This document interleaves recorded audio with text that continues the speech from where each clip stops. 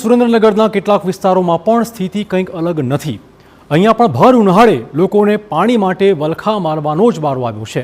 લખતર તાલુકાની વાત કે જ્યાં છેવાડાના વિસ્તારમાં પૂરતું પાણી ન મળતા લોકોમાં આક્રોશનો માહોલ છે। ખાસ કરીને લખતર શહેરના ભૈરવપરા, મફતિયાપરા સહિતના વિસ્તારોમાં પાણીની મોટી સમસ્યા છે।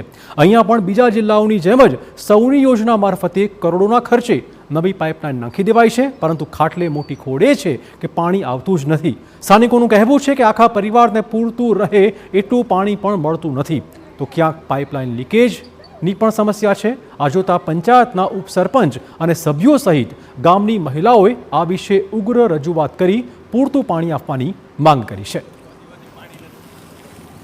આવતું જ નથી પાણી, હજી 2 દિવસ છે લાઈન તૂટી ગઈ, પાણી આવતું જ નથી।